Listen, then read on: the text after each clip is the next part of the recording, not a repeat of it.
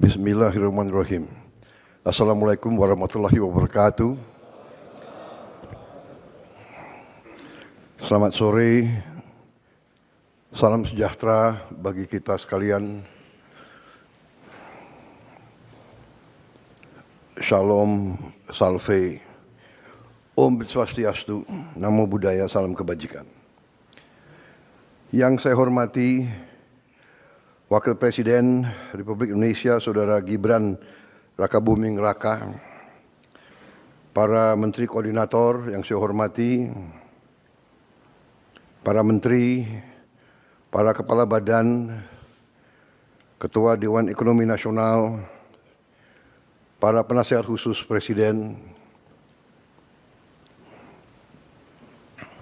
Jaksa Agung, Kepala BIN Kapolri, Panglima TNI, serta para Wakil Menteri dan Wakil Kepala Badan, seluruh anggota Kabinet Merah Putih yang saya hormati dan saya banggakan. Selamat sore. Tentunya sebagai insan yang bertakwa, marilah kita tidak henti-hentinya memanjatkan puji syukur kehadirat Tuhan Maha Besar bagi umat Islam, Allah Subhanahu wa taala yang memiliki sekalian alam. Hanya kepadanya lah kita berdoa dan hanya kepadanya lah kita memohon pertolongan.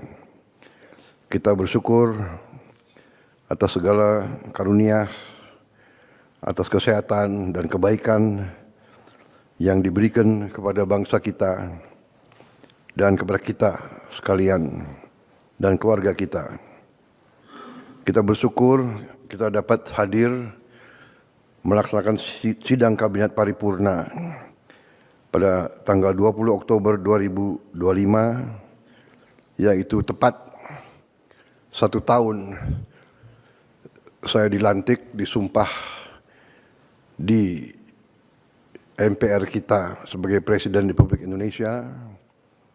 Dan karena itu saya kira saudara-saudara, tepatlah kita berkumpul untuk kita melihat apa yang sudah kita kerjakan 1 tahun ini. Tentunya saya dilantik tanggal 20, 21 saya melantik saudara-saudara.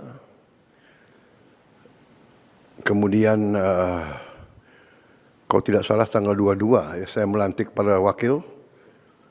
Habis itu langsung kita berangkat ke Magelang untuk retreat. Saya lagi berpikir-pikir mungkin setelah 1 tahun perlu juga retreat lagi.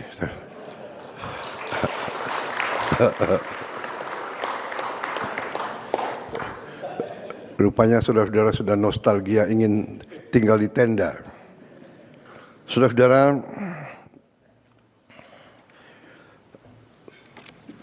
sebagai warga negara yang bertanggung jawab, saya ingin pertama tentunya mengucapkan terima kasih kepada saudara-saudara semua yang telah dengan tekun, dengan kerja keras, dengan disiplin, telah memberi dharma baktimu yang sebaik-baiknya kepada bangsa dan rakyat kita di pemerintahan yang saya pimpin. Saya berterima kasih saudara-saudara yang berasal dari berbagai sumber yang berbeda-beda, daerah yang berbeda-beda, suku dan agama berbeda-beda, dari partai politik yang berbeda-beda. Ada yang partai politik yang berjuang dalam koalisi kita di pemilu, Pilpres, ada juga yang tidak, tapi kemudian sadar dan bergabung.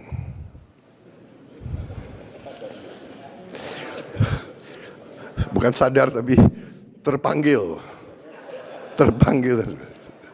Enggak, ini saya nih,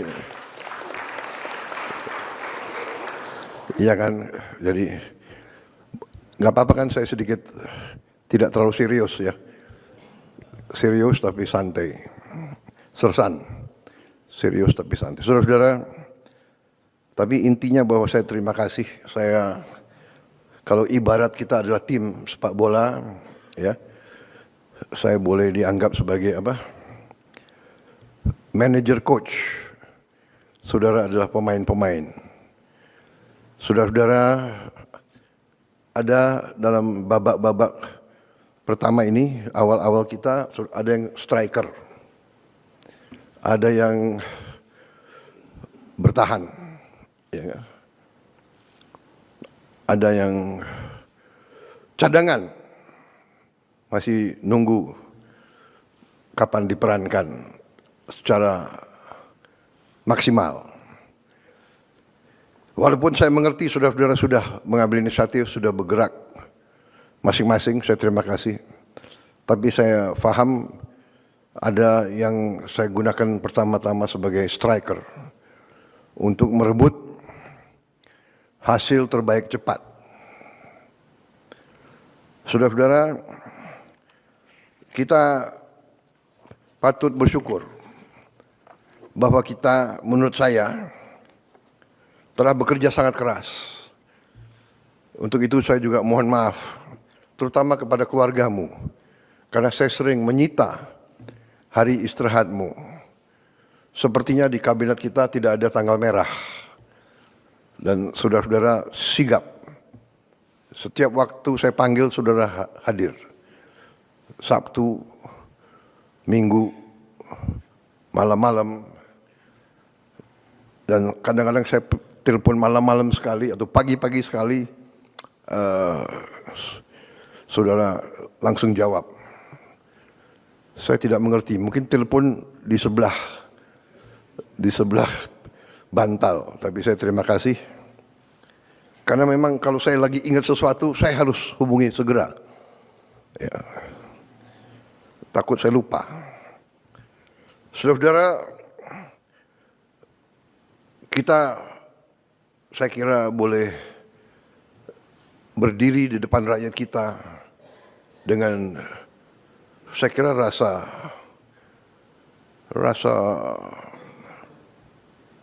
penuh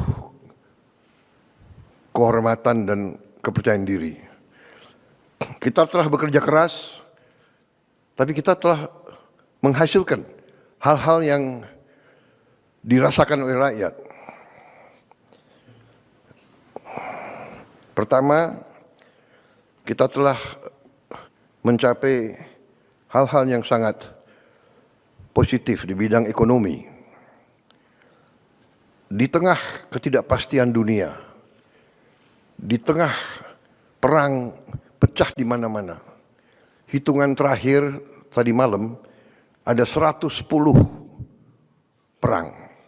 Saat ini 110 konflik bersenjata di seluruh dunia. Di tengah kondisi seperti ini, di mana keadaan geopolitik begitu tidak menentu, geoekonomi pun tidak menentu, di mana mata rantai komoditas strategis pasti terpengaruh oleh keadaan geopolitik dunia yang tidak menentu. Energi, pangan sangat rawan terhadap ketidakpastian geopolitik dan geoekonomi ini. Alhamdulillah kita mampu menjaga pertumbuhan ekonomi masih tetap tinggi dibandingkan seluruh dunia. Kita berada di 5%. Di antara negara G20, kita salah satu yang tertinggi dalam kondisi sekarang. Ya. Kita mampu menjaga inflasi di sekitar 2%. Salah satu terendah di G20. Ini juga berkat hasil kerja keras kita semua. Kita punya teknik-teknik memantau dan mengendalikan inflasi, saya kira yang kurang diajarkan di fakultas-fakultas ekonomi dunia. Dan ini saya harus katakan salah satu teknik mengendalikan inflasi yang dirintis oleh pendahulu saya, Presiden Joko Widodo. Harus kita akui, mungkin pengalaman beliau sebagai wali kota, sehingga beliau dengan teliti bisa menemukan bagaimana memantau dan mengendalikan inflasi. Ini jangan dianggap remeh. Banyak negara yang hebat pertumbuhannya, inflasinya sangat luar biasa. Industrinya bagus, inflasinya sangat tinggi. Argentina saya kira yang begitu optimis 1-2 tahun yang lalu, kondisinya sekarang juga tidak bagus. Dan banyak negara yang inflasi masih sulit untuk dikendalikan. Defisit APBN kita jaga di bawah batas 3% dari PDB. Juga salah satu terendah di antara G20. Mungkin terendah di dunia. Indeks harga saham gabungan telah tembus 8.000. Tertinggi sepanjang sejarah Republik kita. Ini juga di luar dugaan. Ini juga saya kira akibat kerja keras para menteri-menteri di bidang ekonomi. Ya. Selalu kita ditakut-takuti bahwa indeks harga saham gabungan itu mencerminkan kepercayaan investor, kepercayaan pasar kepada kita. Ternyata kita telah mencapai tingkat yang tertinggi. Walaupun saya selalu ingatkan, kita jangan terlalu takut dengan harga-harga saham. Yang penting fundamental ekonomi kita harus kuat. Dan fundamental ekonomi setiap bangsa yang paling azasi adalah pangan dan energi dan air. Asal kita sadar ini, kita fokus ini, kita yakinkan kebijakan-kebijakan kita menjamin kita mampu memproduksi dan distribusi pangan dengan baik, dengan efisien. Energi juga demikian. Mampu mengelola air, kita kuat.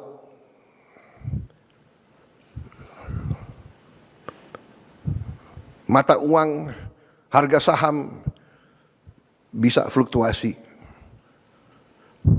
Tapi yang paling pokok adalah kita harus jamin produksi pangan, distribusi pangan, dan energi, serta pengelolaan air yang baik.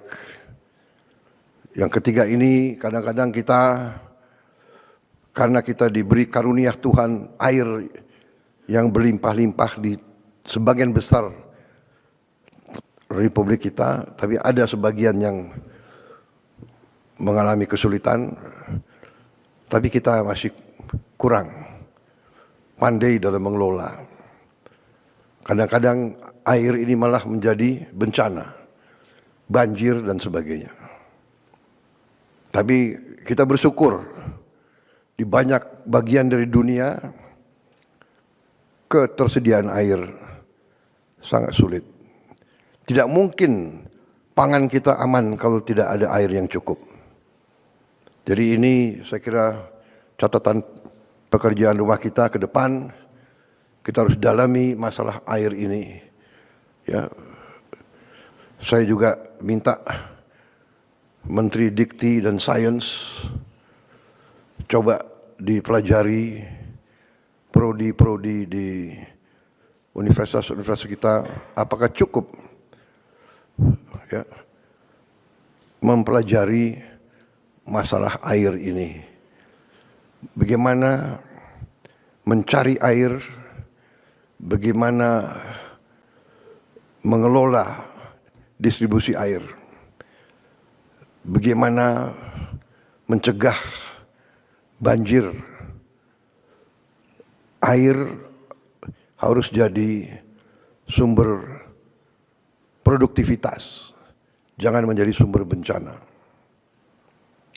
Saya kira sudah ratusan tahun, ribuan tahun kita pasti tahu daerah-daerah kerendahan pasti banjir kalau musim hujan, apalagi hujan yang tiba-tiba begitu padat karena program atau karena kondisi perubahan iklim. Karena itu kita harus antisipasi. Kalau tidak salah bidang air ini masih sedikit yang dipelajari di fakultas-fakultas kita. Ini tergolong mungkin hidrologi kalau tidak salah. Ya, hidrologi. Kita bersyukur juga angka kemiskinan turun ke 8,47%. Ini saya diberitahu di catatan oleh para pakar, ini angka terendah sepanjang sejarah Republik Indonesia. Kita bersyukur dan berterima kasih walaupun kita tidak boleh puas. Tidak boleh puas. Tingkat pengangguran terbuka juga turun ke angka 4,76%. Ini adalah terendah sejak krisis 1998. Sekali lagi, kita tidak boleh puas karena 4,76% dari 287 juta orang itu angka yang cukup besar. Dan bagi mereka yang perlu pekerjaan segera, ini sesuatu yang harus kita pikirkan dengan seksama. Kita paham bahwa tingkat pengangguran ini sangat meresahkan bagi mereka yang sangat butuh pekerjaan. Kita paham, karena itu kita bekerja keras. Tetapi ini masalah dunia, apalagi dengan perkembangan teknologi yang demikian pesat, terjadi disrupsi dalam produksi dan industri. Ini harus kita perhitungkan. Munculnya artificial intelligence, kecerdasan buatan, ini membuat sekarang faktor research, faktor penelitian lebih cepat sekali, luar biasa. Dan mungkin tidak membutuhkan terlalu banyak pekerja di bidang itu. Juga munculnya robotics, ini juga harus kita catat. Di Jerman, di pabrik Volkswagen yang biasa menggunakan 5.000, 6.000 pekerja, sekarang hanya dengan 30 orang. Sisanya robot. Ini harus kita catat. Juga terima kasih para menteri, para Menko. Untuk pertama kali dalam sejarah kita sekarang, Republik kita sekarang, pemerintah kita sekarang punya satu sistem data tunggal sosial ekonomi nasional, DTSEN, untuk pertama kali. Sekarang tidak ada kementerian, tidak ada lembaga yang boleh pakai datanya sendiri-sendiri. Satu data. Ini kita ingin meningkatkan ketepatan dalam aliran bantuan-bantuan sosial. Data yang keliru bisa mengakibatkan penghamburan uang. Data yang keliru bisa mengakibatkan mereka yang berhak menerima bantuan tidak menerima. Mereka yang tidak berhak menerima. Jadi ini saya kira arti strategis daripada data tunggal sosial ekonomi nasional. Kita juga terus bekerja keras untuk melakukan digitalisasi dan penggunaan teknologi untuk menjalankan pemerintahan yang lebih efisien. Di bidang kesehatan, pendidikan, dan kemanusiaan, hari ini program makan bergizi gratis sudah sampai pada tahap 12.508 satuan pelayanan pemenuhan gizi SPPG ataupun unit dapur terpusat sudah mencapai 12.508 dari target kita 32.000, dan artinya hari ini sudah 1.410.000.000 porsi MBG sudah dimasak dan dibagikan sejak tanggal 6 Januari 2025. Hari ini ada 36.700.000 anak sekolah, ibu hamil, ibu menyusui, dan balita yang sudah menerima makan bergizi gratis ini. 36.700.000. Ini mungkin tiap hari berarti kita beri makan 6 Singapura mungkin. Ini prestasi yang dipantau banyak negara. Yang saya tahu, Presiden Brazil memberitahu kepada saya mereka butuh 11 tahun untuk mencapai 40 juta. Kita alhamdulillah dalam 1 tahun kita mencapai 36 juta. Memang Kepala BGN bekerja keras supaya pada hari ini mencapai 40 juta. Tapi saya menyampaikan jangan dipaksakan. Ojo ngoyo.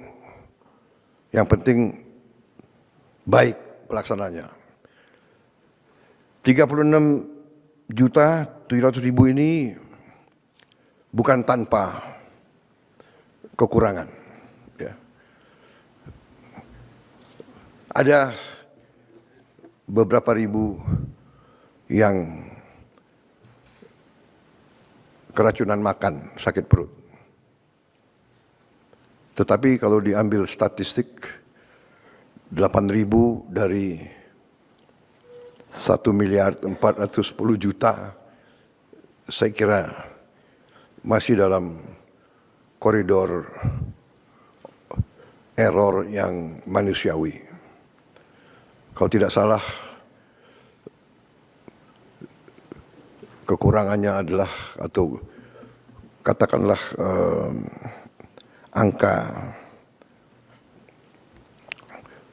angka yang sakit itu adalah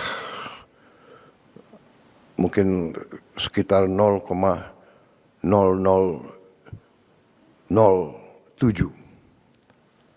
yang berarti 99,99% berhasil.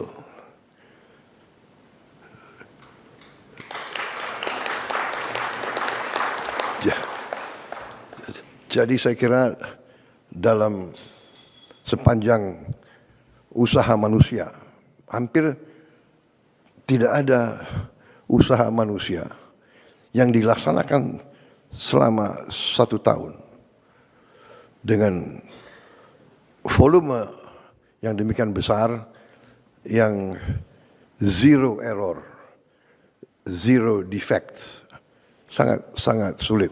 Ya. Walaupun kita tidak boleh menerima. Terus saya tekankan Kepala BGN dan jajarannya untuk menghasilkan suatu prosedur tetap yang ketat, menggunakan alat-alat yang terbaik untuk kita jamin kekurangan atau penyimpangan tidak terjadi. Tetapi kita juga harus yakinkan para guru-guru dan semua yang terlibat untuk mendidik anak-anak kita untuk kalau mau makan pakai tangan harus cuci tangan dengan sebaik-baiknya. Berarti di tiap sekolah harus tersedia air yang bersih, juga dengan sabun. Tapi sebaiknya kita mulai didik anak-anak kita, karena namanya anak-anak, mungkin dia merasa sudah dicuci atau dia apa dan sebagainya, ya mungkin kita harus sekarang Kepala BGN mungkin sudahlah dibagi aja sendok yang sederhana, ya. Tidak apa-apa, ya kan? Saya kira sendok itu tidak terlalu mahal. Ya. Walaupun saya tahu kebiasaan rakyat kita memang lebih enak makan pakai tangan. Tapi ini kadang-kadang ya ini, kita sebagai pemimpin, sebagai guru, sebagai orang tua tidak boleh malas untuk mengingatkan. Saudara-saudara, selain itu, ya, 43 juta orang sudah menggunakan program cek kesehatan gratis. Ini saya kira program pertama kali juga di sejarah Republik kita. Setiap warga negara berhak cek kesehatan gratis sekali dalam setahun pada hari ulang tahun dia. Dan ini mampu kita untuk bisa mencegah di saat dini supaya nanti biaya pengobatan lebih kurang kalau kita tahu dari dini kekurangan penyakit rakyat kita. Walaupun ini juga membuat suatu PR yang sangat besar bagi kita, karena ternyata hasil cek kesehatan gratis ini sebagian besar rakyat kita punya masalah di gigi, di penyakit gigi, sebagian besar. Artinya bahwa sekarang ya kita harus menghasilkan dokter gigi yang cukup banyak. Padahal kita tahu dokter umum saja kita kekurangan. Kekurangan kita sangat besar. Kalau tidak salah kekurangan kita di atas 140.000 dokter. Kita kekurangan di atas 140.000 dokter. Kita juga kekurangan spesialis, juga ribuan spesialis yang kita kurang. Ini PR dan ini tidak hanya kita. Hampir semua negara yang saya kunjungi, saya minta pendapat pemerintah-pemerintah, hampir semuanya menganggap bahwa mereka kurang dokter. Dan tentunya negara yang kaya, dia bisa ambil dokter dari negara-negara yang kurang kaya. Lulusan dari mana-mana ya tergiur karena Inggris kekurangan dokter sangat banyak. Dia ambil dokter dari mana-mana. Jerman, Eropa Barat, Amerika. Dokter, perawat dia ambil dari mana-mana. Dia mampu bayar sangat tinggi. Ini jadi masalah bagi kita. Artinya kebijakan pendidikan kita harus kita sesuaikan. Berarti kita harus menambah fakultas-fakultas kedokteran, dan fakultas kedokteran yang ada pun harus ditambah jumlah mahasiswanya. Dan ini kalau perlu kita tambah beasiswa. Mungkin LPDP prioritasnya antara lain yang paling atas adalah untuk kedokteran.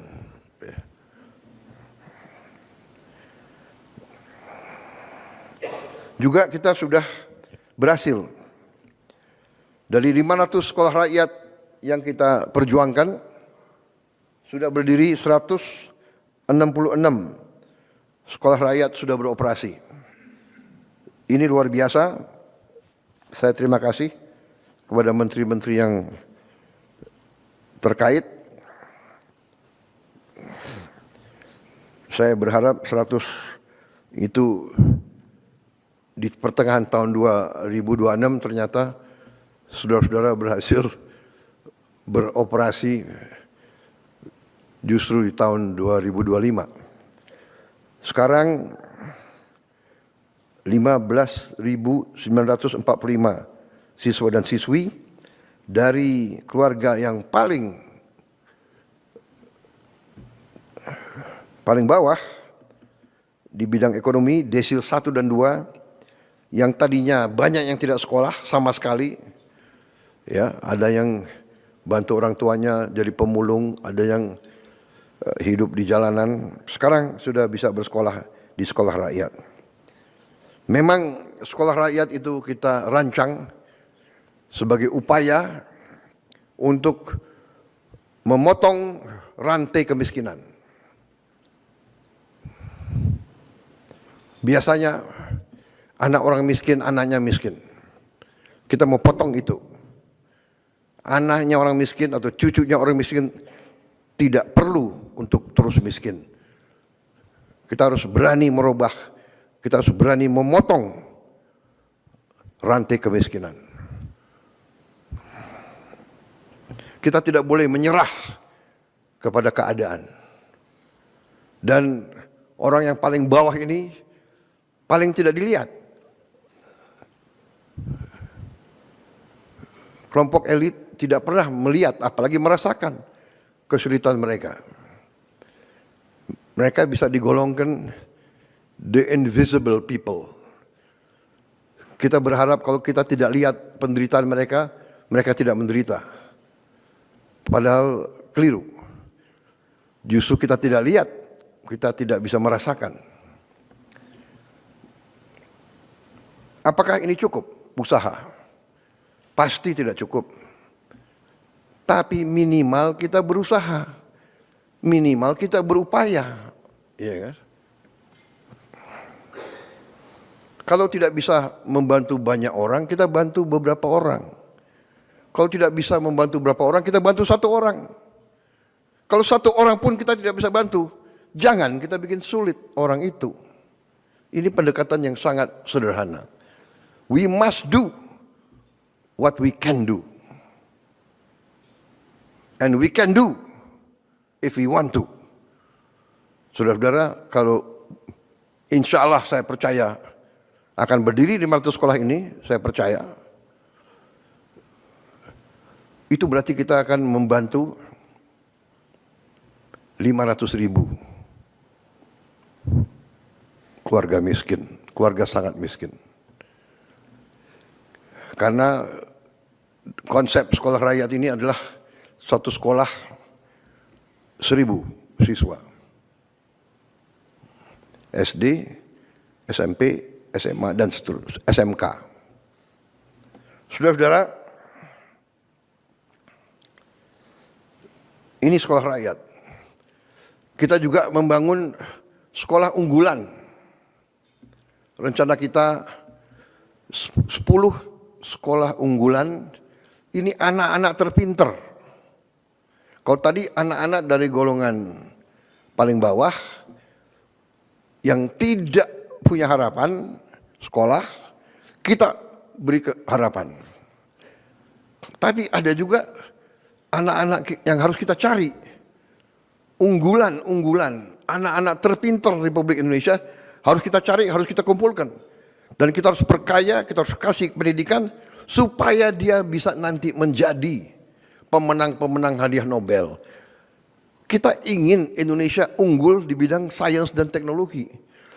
Masa depan hidup Indonesia, masa depan hidup setiap bangsa di abad ke-21 ditentukan oleh sains dan teknologi. Kita butuh anak-anak pintar. Kita butuh insinyur-insinyur, profesor-profesor, ahli matematika, ahli di semua bidang teknologi. Kita negara yang sangat kaya, kita punya mineral-mineral kritis. Kita punya mineral-mineral yang disebut rare earth. Tapi kita harus punya para ilmuwan, para scientist, para experts, pakar yang mampu mengelola kekayaan-kekayaan kita. Kita tidak boleh dibohongi lagi oleh bangsa-bangsa lain. Jadi saudara-saudara, kita bikin sekolah unggulan yang kita beri nama SMA Garuda. Dan ini rencananya 10 dan ada juga kurang lebih 14 yang sudah ada sekolah unggulan yang kita integrasikan kepada program ini. Jadi program ini asal sekolah itu yang sudah ada mau ikut, berarti ikut kurikulum. Yang kurikulum itu kita pakai standar internasional, ya, IB internasional, International Baccalaureate, sistem IB. Berarti lulusan itu bisa diterima di universitas manapun di dunia yang terbaik. Kita berharap dengan program ini nanti banyak anak-anak kita bisa masuk ke sekolah terbaik di dunia. Harvard, MIT, Oxford, dan sebagainya. Sekarang itu ditangani oleh Menteri Dikti dan Wamen, Wakil Menteri Dikti, ya, Profesor Stella. Saya sendiri saya dulu di Harvard saya. Tapi hanya ke toko buku. Tapi kalian sempat ya, berapa detik terkesan, ya. Saudara-saudara, kita sedang merenovasi 16.140 gedung SD, SMP, SMA. Ini sudah berjalan, sedang berjalan. Ini masih tidak puas sama sekali kita, karena kita punya 300.000 lebih SD, SMP, SMA, SMK, dan sekolah-sekolah lain sederajat yang ada di pesantren-pesantren. Kalau tidak salah 330.000. Ya, Mendikdasmen ya, 330. Saudara-saudara, kita mengerti bahwa kita harus mengejar negara-negara lain. Karena itu segala upaya kita akan lakukan untuk mengejar ini. Tadi SMA Garuda 10, kita berharap 10 tiap tahun. Dan ini kriterianya sangat tinggi, tapi tidak ada masalah, saudara-saudara, kita negara besar. Kalau tidak salah, dari statistik semua negara, populasi, ya, 1% tiap populasi diperkirakan akan memiliki IQ kecerdasan 120 ke atas. 1%. Kalau 1% dari 287 juta, itu saya kira cukup besar. Karena masuk angkatan kerja tiap tahun sekitar 5 juta, 4,8, 4,9 juta. Setengahnya katakanlah, ya, saya kira kalau 1%, 1% berarti 2,8 juta. Kita harus menjaring mereka ini. Dan jangan anggap bahwa mereka itu anak-anak orang menengah ke atas. Banyak anak orang bawah, orang miskin ternyata punya kecerdasan yang tinggi. Kita harus cari mereka. Jadi saya minta Dikdasmen, Menteri Dikdasmen dibantu oleh menteri lain, ya. Menteri Dikti Sains dan Teknologi dibantu oleh Menteri Sosial, dibantu oleh Panglima TNI, dibantu oleh Kapolri yang punya jaringan ke desa-desa, mungkin dibantu oleh ormas-ormas, dibantu yang punya yayasan-yayasan. Cari mereka ini dan kita didik mereka dengan beasiswa penuh. LPDP akan saya tambahkan uang-uang dari sisa efisiensi penghematan, uang-uang yang kita dapat dari koruptor-koruptor itu, sebagian besar kita investasi di LPDP. Mungkin yang 13 triliun,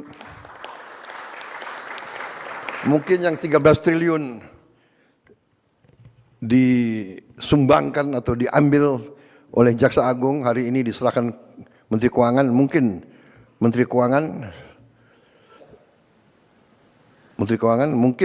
sebagian bisa kita taruh di LPDP untuk masa depan. Ya. Saudara-saudara, salah satu program yang upaya kita untuk memperkuat pendidikan kita tahun ini akan memberi satu interaktif panel, interaktif flat panel, kayak layar, ya, interaktif, digital, 75 inch di tiap sekolah, SD, SMP, SMA, yang kita sudah adakan sekarang adalah, kalau tidak salah sudah dibagi ke mendekati 50.000 sekolah, ya Menteri, ya Dikdasmen, sudah 50.000 sekolah sudah dapat. Kemudian nanti totalnya tahun ini 288.000. Flat panel, IFP, interactive flat panel. Di situ sudah ada komputernya, yang di situ bisa muat ratusan ribu konten, mungkin jutaan. Iya, Dikdasmen, ya. Cukup banyak konten di situ. Jadi semua silibus kita akan ada di situ. Jadi sekolah-sekolah terluar terpencil, sekolah-sekolah yang tidak punya akses kepada guru-guru yang baik atau guru-guru yang cakap di bidangnya, umpamanya bahasa Inggris, bahasa Mandarin, matematik, ini pelajaran-pelajaran yang susah. Ya, ini bisa dibantu dengan ini. Dan ini kalau dia selesai dan dia mau kembali, dia bisa kembali anytime. Kalau tidak puas, mungkin si gurunya bisa kumpul siapa yang kurang mengerti, nanti sore kembali kita tambah pelajaran. Guru-guru itu bisa dibantu. Dan juga di tempat terpusat di Jakarta, ya, nanti saya mau cek Dikdasmen kemajuannya di mana. kita akan bikin studio. Di studio ini, guru-guru terbaik akan mengajar. Dan pelajaran dia bisa diterima di seluruh pelosok Indonesia. Jadi semua sekolah akan dapat akses kepada guru yang paling baik. Di bidang-bidang yang sulit. Yang sangat sulit selalu adalah, apalagi di gunung-gunung, pulau terpencil, jangankan itu, saya yakin di pinggir Jakarta ini juga masih banyak sekolah yang tidak punya guru-guru yang menguasai pelajaran-pelajaran yang susah. Sekarang dari tempat studio yang terpusat bisa ngajar, bisa diterima oleh 330.000 sekolah. Yang sulit dapat internet, wifi, sekarang sudah ada teknologi sangat murah, bisa kita pasang di tiap sekolah. Tidak terlalu mahal. Starlink mungkin masih agak mahal untuk bayar tiap bulan. Tapi sudah ada teknologi yang lebih murah.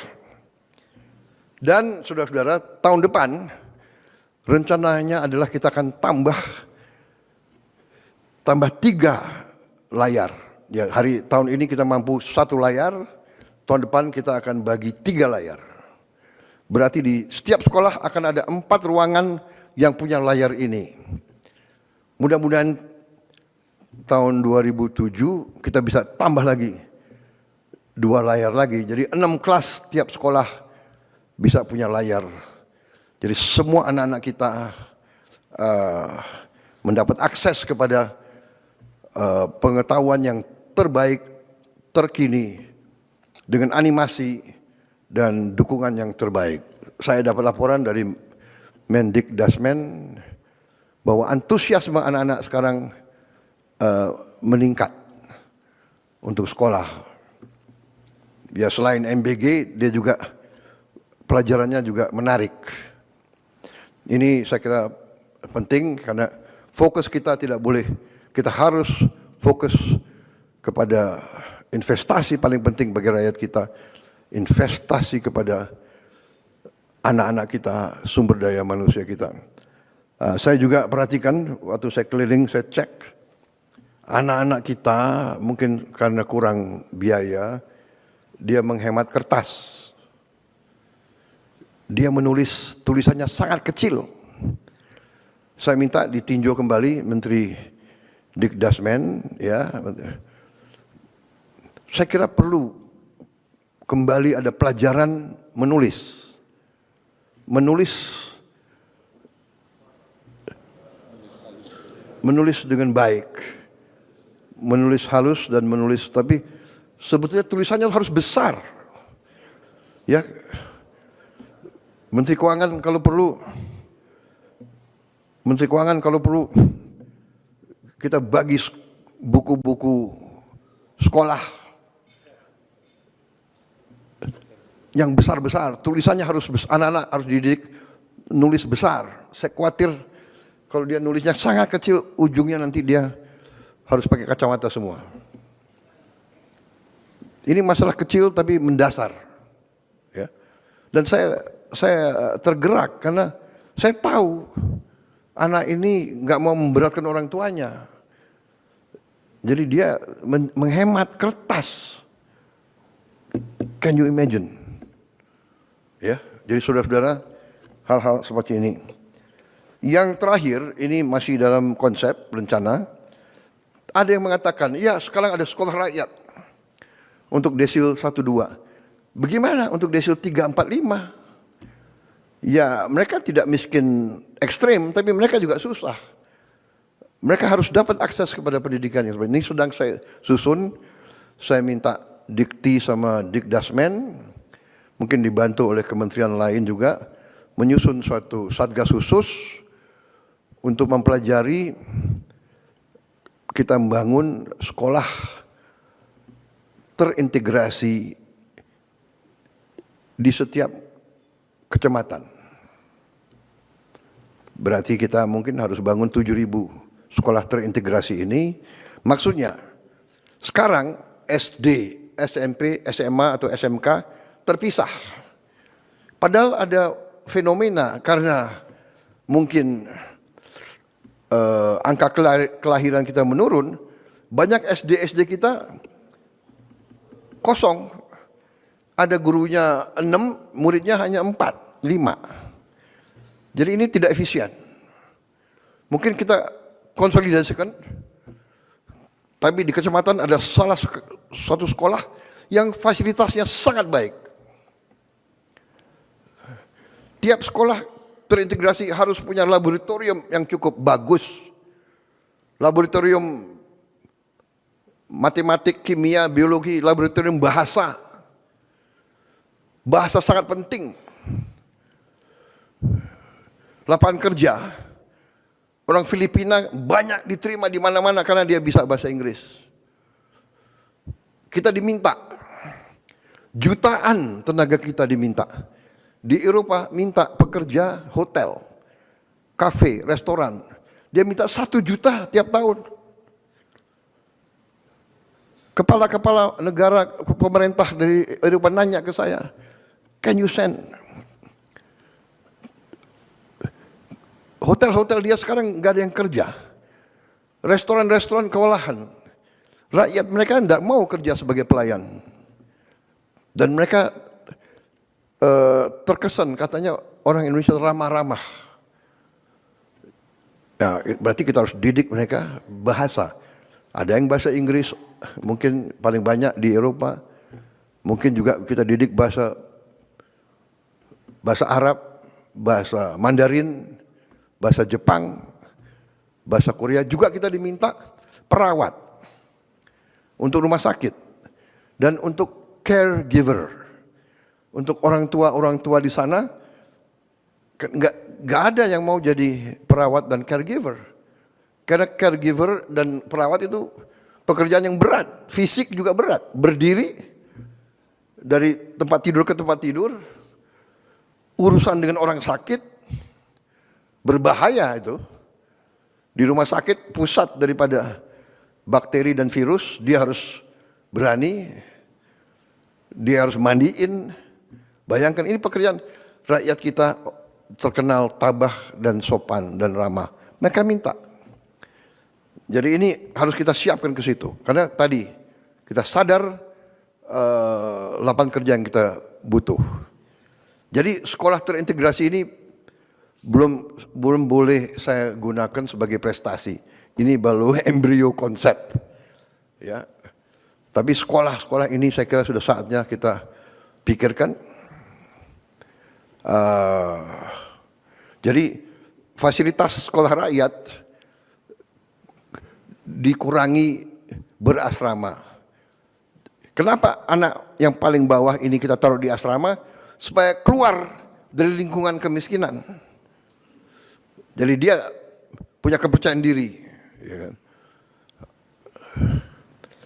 Ya paling banyak yang ingin ketemu orang tuanya, nggak apa-apa. Orang tua datang, dia juga pulang tiap akhir pekan, tapi dia keluar sementara 5-6 hari dari lingkungan kemiskinan. Tapi yang sekolah ini, dia pulang pergi, dia tidak berasrama. Artinya apa? Kita harus berani sekarang siapkan bus antar jemput untuk anak-anak sekolah itu. Tapi ini saya kira jalan keluar, dan ini nanti saya minta Dikdasmen dibantu Sains ya, dan dibantu menteri-menteri lain dalami ini, susun, dan kita mulai kerja. Mungkin 2026 sudah ada sebagian sekolah-sekolah terintegrasi ini. Jadi sekolah rakyat untuk yang paling bawah, sekolah terintegrasi untuk yang menengah, sekolah unggulan untuk yang terpinter. Belum tentu yang terpinter dari kelas atas. Dari manapun kita cari yang terpinter. Saudara-saudara, itu di bidang kesehatan, pendidikan, dan kemanusiaan. Masih ada tunjangan guru kita tingkatkan dan kirim langsung dari pusat ke penerima. Tidak lewat jalur-jalur lain yang biasanya itu tertahan di sini berapa hari, di sini berapa minggu, sekarang langsung. Juga kita teruskan 1.044.174 mahasiswa mendapat beasiswa KIP kuliah. Dan juga kita berterima kasih, mengucapkan selamat untuk pertama kalinya Universitas Indonesia tembus top 200 QS ranking universitas. Top 200. Tapi Menteri Dikti, Sains, Wamen, saya minta top 100. Ya. Bisa? Bisa? Oh.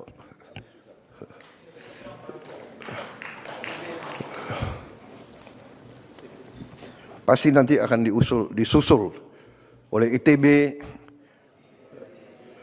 UGM, ITS, dan sebagainya.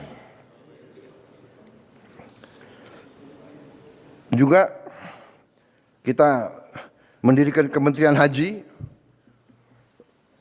atas permintaan pemerintah Arab Saudi, karena dia bilang enggak, kami urusan haji adalah Menteri Haji. Jadi kami harus minta urusannya sama pejabat. Oh, ini kepala badan. Enggak, dia maunya menteri. Sudah. Apa boleh buat, kita menyesuaikan. Dan alhamdulillah kita sudah bisa turunkan biaya haji. Dan saya minta terus Menteri Haji, dia tidak hadir karena dia berada sekarang di Arab Saudi berurusan sama mereka. Saya minta biaya haji harus terus turun. Ya. Bisa dengan efisiensi. Bisa dengan efisiensi dan pelaksanaan yang bersih.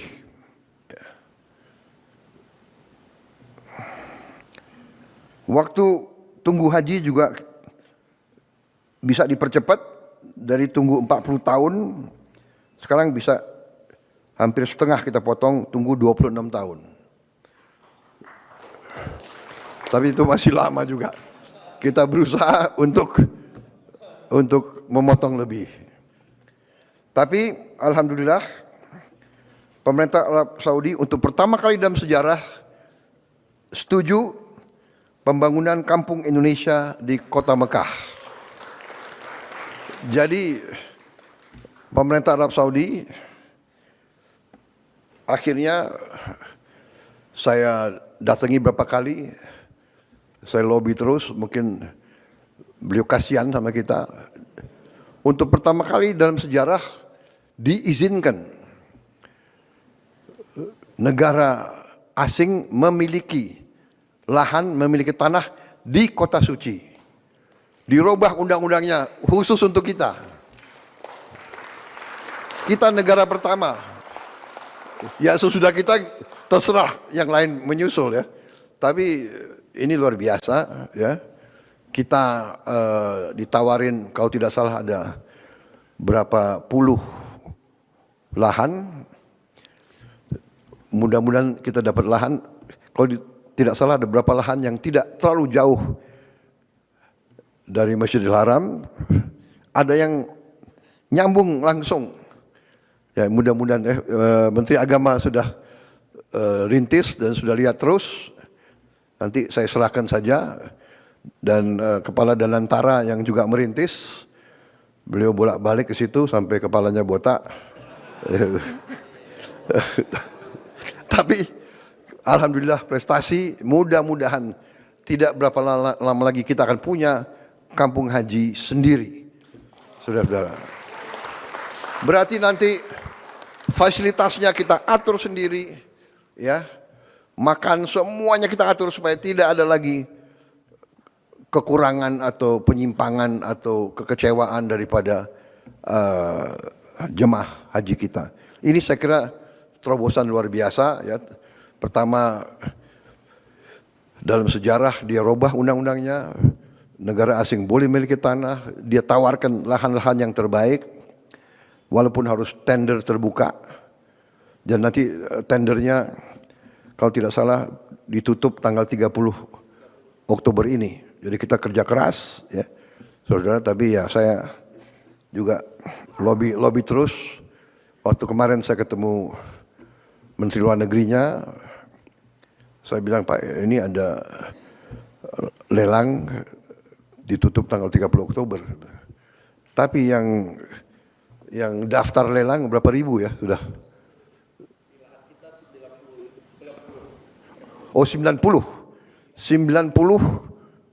entitas lain yang juga bidding lahan yang kita inginkan. 90 ya. Wah, yang mudah-mudahan lah. Mungkin Menteri Agama mimpin doa khusus nanti. Mudah-mudahan kita bisa dapat lahan yang kita inginkan.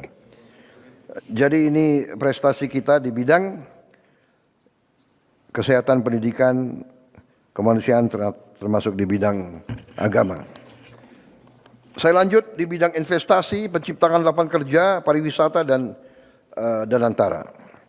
Untuk pertama kali dalam sejarah, pengemudi ojek online menerima bonus hari raya. Pertama kali. Juga sekarang kita sedang diskusi terus sama perusahaan-perusahaan terbesar, ojol, untuk kita cari pelayanan terbaik untuk pengemudi ojol ini, kemudian efisiensi, sehingga tidak terjadi suatu persaingan yang saling merugikan. Tapi kita ingin supaya lapangan kerja ojol ini, pengemudi ojol ini terjamin. Kalau tidak salah ada 4 juta pengemudi ojol ya di 2 perusahaan besar itu, dan sekitar 2 juta pengusaha yang menggunakan ojol sebagai sarana jual beli UMKM. Jadi 6 juta orang hidup dari masalah ini. Kemudian upah minimum provinsi kita sudah naikkan 6,5% sampai 6,5%, tertinggi dari beberapa tahun yang sebelumnya. Juga kita sudah menghitung, sudah menghasilkan mungkin hampir dengan 1 juta lapangan kerja baru di SPPG, dan mungkin tahun depan akan mencapai minimal 1,5 juta yang kerja langsung untuk SPPG. Kita punya 30.000 SPPG nantinya kalau berfungsi semua. Tiap SPPG, tiap dapur membutuhkan 50 orang bekerja. Jadi 50 kali 30.000, 1,5 juta. Tiap dapur sekarang rata-rata menerima supplier yang jual telur, yang jual sayur, yang jual macam-macam itu rata-rata 15 per dapur. Masing-masing supplier mempekerjakan minimal 5 sampai 10 orang. Jadi kita bisa bandingkan multiplier effect daripada ini. Saya kedatangan rombongan dari Rockefeller Institute. Mereka meninjau MBG kita dan mereka mempelajari. Dan mereka sampaikan bahwa kita ini sedang disorot oleh dunia, program kita. Dan dia mengatakan menurut dia ini program yang terbesar, roll out-nya dan paling cepat. Dan dia sudah meninjau beberapa, dan dia mengatakan sekarang ada 112 negara yang ikut program atau melaksanakan program ini. Waktu kita mulai, kita berada di negara ke-78 atau 79. Sekarang sudah tambah lagi sekian puluh negara yang merasakan pentingnya MBG ini.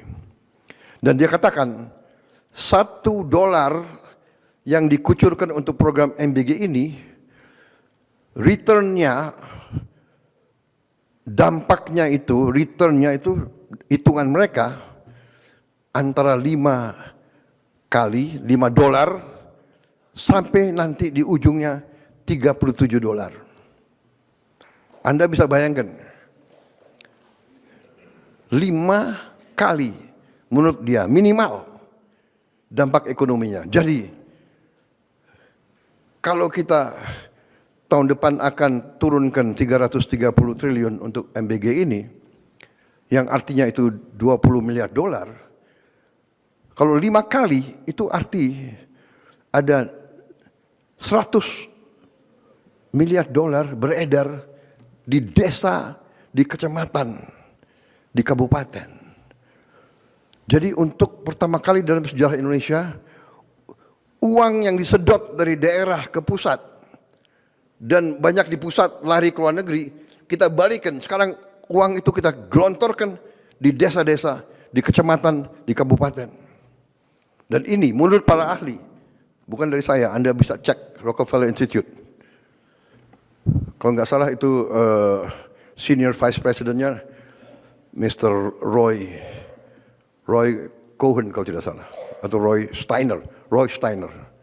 Maaf kalau saya lupa, maklum baru saja menginjak usia 74 tahun.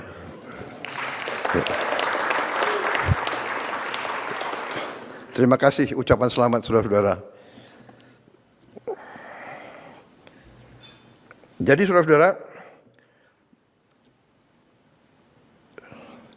juga pelaksanaan MBG kita menggunakan mitra 18.895 UMKM koperasi BUMDes yang jadi bagian dari ekosistem MBG. Juga sesuatu yang menggembirakan, realisasi investasi kita Januari sampai September 2025 adalah 1,434 triliun rupiah, naik 13,7% dari periode yang sama di tahun 2024 dan menghasilkan lapangan kerja 346 lapangan kerja baru. Jadi target investasi tercapai bulan September yang lalu. Ini saya kira suatu prestasi, juga menunjukkan bahwa iklim investasi kita masih diminati oleh banyak negara. Saudara-saudara, kita juga menggelontorkan program magang. 100.000 lulusan S1 akan magang dengan upah yang ditanggung oleh pemerintah, dengan penghasilan dengan kriteria upah UMR yang ditanggung pemerintah. Juga di bidang pariwisata, untuk pertama kali dalam sejarah kita berhasil mendatangkan suatu guide atau suatu penilaian dari Michelin. Michelin ini sangat terkenal, dan ternyata 33 hotel dan resort kita sudah mendapat bintang Michelin, 1 bintang minimal. Ini sangat penting di bidang pariwisata.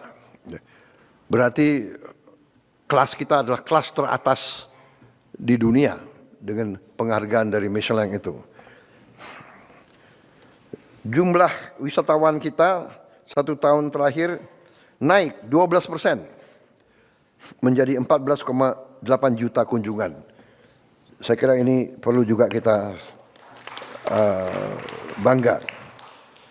Kemudian kita tahun ini saya kira salah satu prestasi kita membentuk Sovereign Wealth Fund, dana investasi yang kita beri nama Danantara Indonesia, ya. Danantara singkatan dari Daya Anagata Nusantara.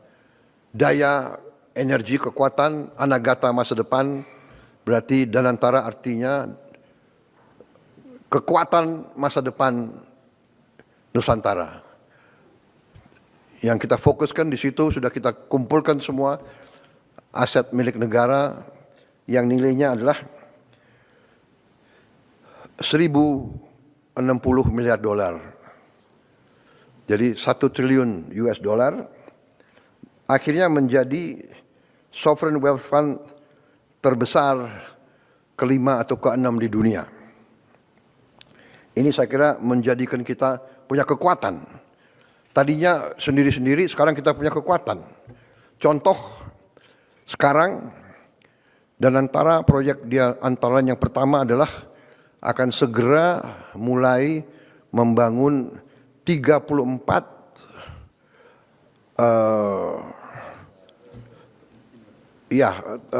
pembersihan limbah sampah dari kota-kota besar alatnya atau pabrik pembersihannya dan bisa pengolah ini diolah justru menjadi energi, menjadi listrik. Kita akan segera mulai 34. Ini sudah saya kira pembiayaan sudah tinggal kontrak dibagi-bagi, tinggal dinilai teknologi yang terbaik yang mana. Karena ini sangat penting. Ada tempat-tempat sampah yang sampahnya sudah menggunung. Terutama untuk DKI, Bantar Gebang, untuk Bandung, untuk Surabaya, dan untuk Bali. Ini sudah menjadi sesuatu yang sangat mendesak. Kalau tidak salah, di Bantar Gebang itu saya dapat laporan sudah mencapai puluhan juta ton itu. 55 juta ton. Limbahnya 55 juta ton. Sudah menggunung. Kalau terjadi hujan deras, dia bisa membahayakan banyak kampung di sekitar itu. Ini segera akan kita lakukan, insya Allah dalam 2 tahun kita selesaikan 34 kota. Ini sangat strategis karena ini menyangkut kebersihan, kesehatan. Ya bagaimana? Kita berharap pariwisata naik. Kalau Bali tidak bisa bersihkan sampahnya, bisa kita bayangkan mau nggak turis datang ke tempat yang kotor, yang jorok. Jadi ini strategis. Terima kasih Danantara, segera dilaksanakan. Kemudian hilirisasi. Kita sekarang akan segera mulai membangun pabrik baterai terbesar di Indonesia. Nilainya 100 triliun. Ini kerjasama antara salah satu perusahaan baterai terbesar di dunia, CATL dan Antam. Di bidang UMKM, kita sudah ampuni hutang-hutang lama untuk para petani dan nelayan, sehingga kurang lebih 67.000 pelaku UMKM, petani nelayan sekarang bisa lagi mendapat akses modal ke perbankan. Kita juga sudah bentuk 81.613 koperasi desa dan kelurahan di seluruh Indonesia sudah terbentuk, kurang lebih 100 sudah beroperasi, kemudian kurang lebih 1.000 sudah groundbreaking pembangunan gudang. Kita berharap awal tahun 26, sekitar Maret tahun 2026, 80 sekian ribu sudah akan beroperasi. Ya. Banyak orang tidak percaya, tapi kita selalu akan buktikan dengan bukti. Ya, pemerintah kita adalah evidence based. Evidence based. Dulu waktu saya lancarkan program MBG, banyak yang mentertawakan saya, menyinyir, dan sampai sekarang ada yang mengatakan bahwa MBG ini tidak berguna atau membahayakan. Tapi kita buktikan dengan evidence, dengan bukti. Dan tadi 99,99 angka keberhasilan saya kira cukup bagus itu. Dan di mana-mana anak-anak yang bicara, di mana-mana. Kita juga sekarang di bidang pangan. Ini salah satu prestasi kita yang sangat melegakan kita. Saya memberi waktu 4 tahun untuk kita kembali swasembada. Ternyata tim pangan kita berhasil insya Allah swasembada dalam 1 tahun. Saudara-saudara, kita berada di bulan Oktober. Sekarang ini kita punya produksi nasional Januari-Oktober mencapai 31.038.157 ton. Ini adalah produksi tertinggi sepanjang sejarah Republik Indonesia. Jadi ya boleh kita tegakkan kepala kita dengan penuh kehormatan. Ya. Saya kasih target 4 tahun, mereka hasilkan dalam 1 tahun. Kita juga sekarang cadangan beras pemerintah di gudang Bulog mencapai juta ton di bulan Juni 2025, juga tertinggi sepanjang sejarah NKRI. Kemudian nilai tukar petani melonjak ke angka 123, tertinggi sepanjang sejarah NKRI. Kemudian harga beli gabah kita naikkan ke rupiah 6.500 per kilogram, dan kita telah tegas menindak perusahaan-perusahaan yang nakal, yang main-main dengan harga ini dan menipu rakyat. Beras subsidi ditempel, dijual dengan harga premium. Ini kita tindak keras. Kita juga sekarang ya berhasil pupuk langsung dari pabrik ke petani. Kita hapus 145 aturan, regulasi tentang distribusi pupuk, kita hapus. Jadi tanda tangan kita kurangi. Ya, ini tanda tangan ini adalah sumber masalah. Jadi ini kita ringkaskan semua. Kemudian sekarang sudah kita mulai 225.000 hektar cetak sawah baru. Ini untuk mengatasi bahwa hampir 100.000 hektar sawah kita tiap tahun hilang. Kan dirubah peruntukan. Dibeli, dijadikan real estate, dijadikan pabrik, kita butuh memang. Tapi akhirnya dari mana kita mau amankan pangan kalau sawah-sawah yang subur hilang? Kita segera harus mencetak. Dan alhamdulillah kita sudah mulai, mudah-mudahan akhir tahun depan kita lebih aman lagi. Kalau tidak salah sasaran kita akhir tahun depan 480.000 hektar sawah baru. Sawah lama pun kita intensifikasi dengan pompanisasi sehingga produksi kita bisa tadi melonjak luar biasa. Pupuk lancar, benih lancar, air lancar dengan intervensi kita. Kemudian kita amankan semua ekosistem produksi beras. Saudara-saudara, kita juga akan sekarang masalahnya adalah kita kekurangan gudang. Kita sudah siapkan dananya, kita Bulog akan mendapat bangun gudang 100 gudang dalam waktu yang sesingkat-singkatnya. Kemudian kita sudah mulai bangun 100 kampung nelayan yang kita akan bangun akhir 26 akan menjadi 1.100, dan ini juga selama 80 tahun kita berdiri belum pernah ada yang intervensi untuk memperbaiki kehidupan nelayan-nelayan kita. Sekarang kita akan melaksanakan program itu, di mana dari pilot project yang sudah dilaksanakan di Merauke, ternyata penghasilan nelayan akibat program desa nelayan ini naik 100%. Naik 100%. Jadi ini luar biasa ini. Karena tadinya dia nggak punya es. Hal yang paling dasar tidak punya es, karena nggak ada pabrik es di tempat-tempat terpencil. Bagaimana dia mau pelihara ikan dia melaut satu hari kembali, ya ikannya sudah tidak bagus. Sekarang tiap desa nelayan akan ada produksi es, akan ada cold storage, gudang, dan fasilitas-fasilitas lain. Kita juga sekarang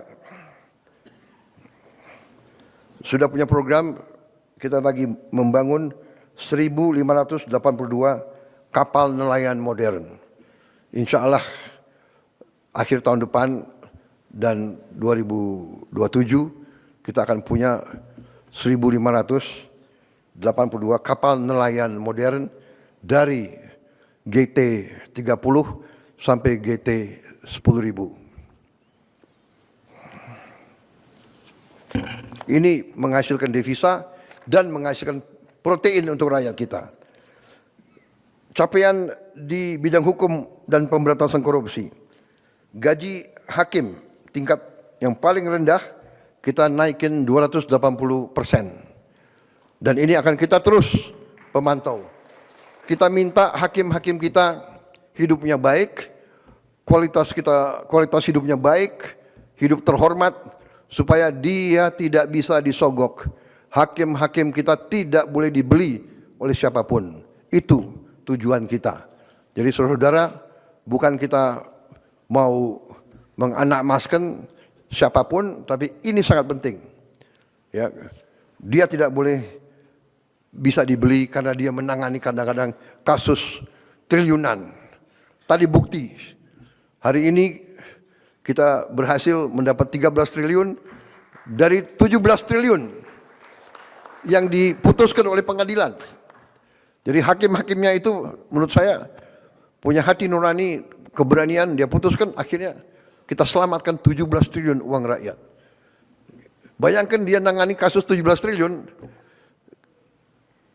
dia tidak punya rumah dinas. Saya dapat laporan bahwa sekian ribu hakim-hakim tidak punya rumah dinas. Dia harus kontrak. Banyak hakim-hakim kita harus kontrak. Ini kita perbaiki. Kemudian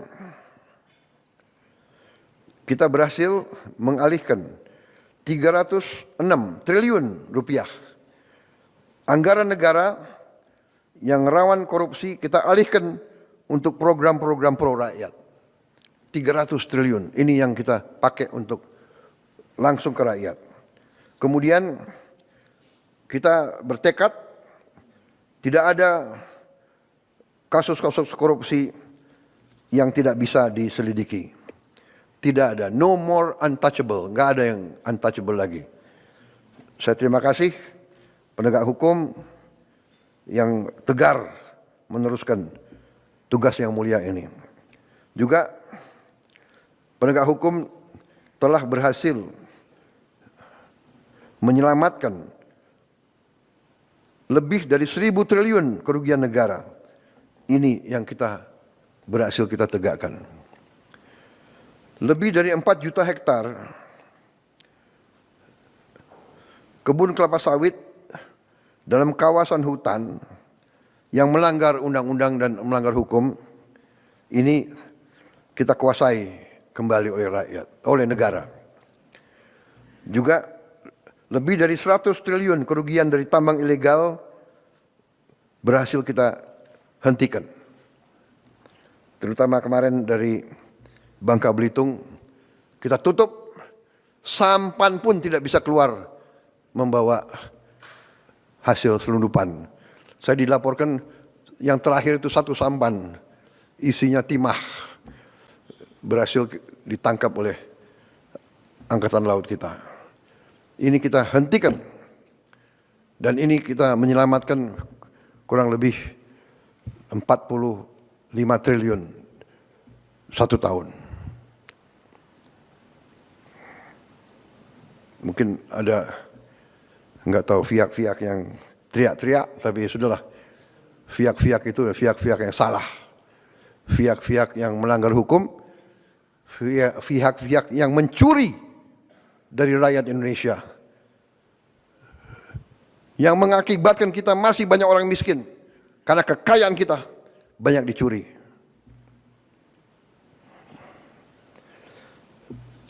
Saudara-saudara, di bidang pertahanan, keamanan, ketahanan, dan diplomasi, terus kita perkuat TNI dengan tambah batalion-batalion.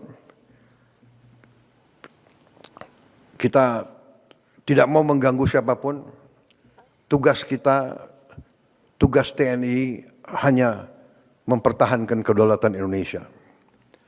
Tapi kita tidak boleh lugu, kita tidak boleh lengah.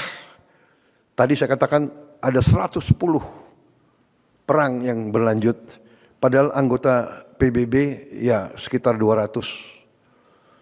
Bayangkan 110 konflik. Ya, mudah-mudahan kita bisa ikut berperan di bidang penyelesaian Gaza, saya sudah perintahkan TNI siap untuk ngirim 20.000. Saya kira juga sudah ada kontak sama beberapa negara menanyakan kesiapan kita. Ya.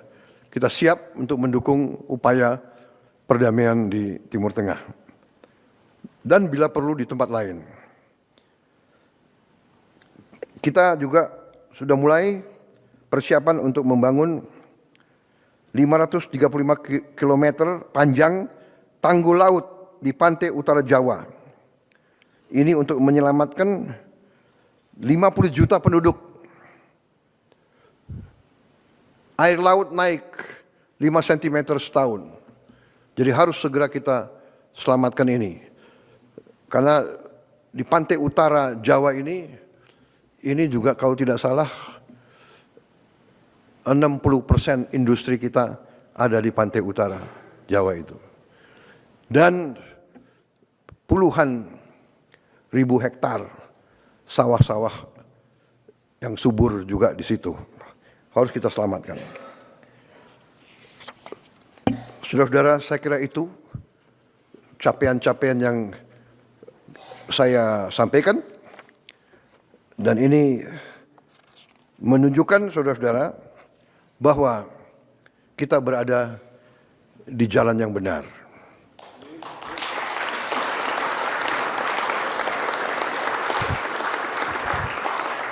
Saya percaya bahwa